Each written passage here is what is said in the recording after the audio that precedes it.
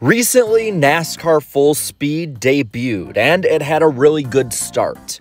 I, a diehard NASCAR fan, as pretty much all of you should know, was really excited to see this. And I am still excited to see it because I, intentionally, for a very good reason, am waiting until this weekend to watch this documentary. You what? This isn't to say that I don't support it or anything like that, but more or less, I wanted to see from an outsider's perspective a little bit on this.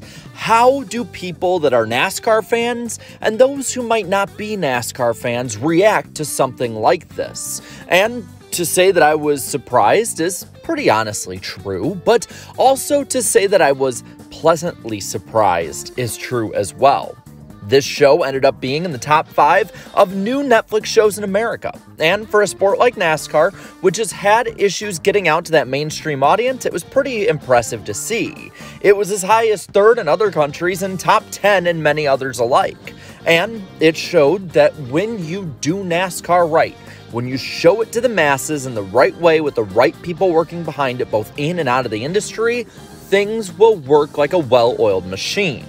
And I think it feels like, to me, a lot of new fans, or maybe just those who are outside of the NASCAR sphere, now have a bit of an interest in it. They know drivers differently, and now they also know the storylines and some of the ins and outs about the sport differently. I had friends who were DMing me, asking about this Denny Hamlin guy. They really liked him, not knowing a lick of NASCAR news or anything around the sport, not knowing that Denny Hamlin is one of the most unpopular drivers in the last 25 years of the sport.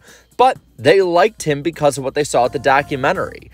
And that is something that I think is great about what they've done with Netflix. We saw it, and we'll see the comparisons to Drive to Survive. We'll see the diehards just go bananas about it and love what they saw because of how the sport was treated. It takes the sport serious. And it's on Netflix instead of USA Network on a Thursday night against Thursday Night Football. But I will say this is not the war being won. This is a great battle that's been won, but NASCAR needs to do more than just make what is so far a great step. See, for me, where I look at the comparison for this is with the NFL's quarterback documentary. I am, unfortunately in some ways, a Minnesota Vikings fan, and the way that I view Kirk Cousins for the longest time was a salary saddle on my favorite team. But I watched this quarterback documentary, I watched the behind the scenes, the effort it took, the person he was, and while I still think the same thing about how he is on the salary, I do like him as a person way more than I would otherwise. Heck, I actually like Patrick Mahomes a little bit more, even if he does sound like Kermit the Frog. Are you a baddie? The thing about this move with Netflix is that now NASCAR is entering an area with juggernauts. Formula One, the NFL, as well as now golf, and we've seen basketball, all these different documentaries be worked on with Netflix or put on Netflix for these really, really big entities that NASCAR is a small fish in their big pond. And the thing with it too is that I've seen NASCAR and those around the sport have almost an ad blitz when it comes to social media, TV, and just being on the broadcast of other sports. It feels like this offseason there's been a real vested interest in getting the sport out there to other people who might not watch it and see if they can get some new eyes to at least tune in. The big one that I saw this week was Bubba Wallace and Ryan Blaney on the Today Show. And I'll ask you this, how many times has NASCAR been on some of these big name news shows or morning shows or talk shows or whatever, but it's about either a TikTok moment like the Hail Melon, something that can be consumed in a couple seconds and then everybody forgets about it by the end of the week, or about a driver in a horrible crash, somebody nearly dying, or just some kind of bad news. NASCAR has had issues, and I think a big underlying issue that many don't talk about is NASCAR's battle against the optics. Optics are, of course, big for any sport, any entertainment entity that's on television or streaming or anything like that. If you have bad optics, people are either inclined to come in to hate watch or, in the form of sports, just not watch. And NASCAR, unfortunately, has been bludgeoned with bad optics over the years. See, some people I used to go to school with, if they didn't know me, would only know NASCAR from Talladega Nights. And on its own, in a vacuum, it's not really that bad, but some people genuinely think that that is how NASCAR culture always is, from the top down. Those running it, to the drivers, to the people in the garage, and the fans themselves. And while the satire part we NASCAR fans know is not true, a lot of people outside don't know that. And NASCAR now has taken steps to try and control these optics, have a different narrative, and there's been missteps. The Crew was an awful show, and Race to the Championship, while having good production value, being again on a Thursday night against Thursday Night Football, the fourth quarter of it, because it was on at like 10 o'clock at night, is not really the best way to get the sport out there. But now you have a huge win here. But you need to capitalize. Capitalize, capitalize, capitalize. You need to basically, in sports terms, step on the proverbial throat.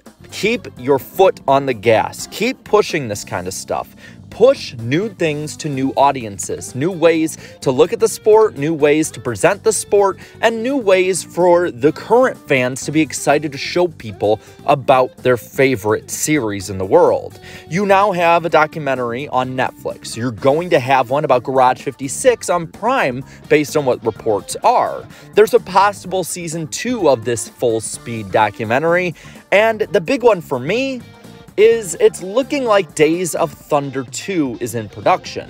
And I know many of you might roll your eyes at this. Days of Thunder wasn't necessarily the biggest movie of the 90s or even entering the 90s from the 80s, but it was a pretty big deal for NASCAR at the time, and it's still pretty big in the fan base if you want to be completely real.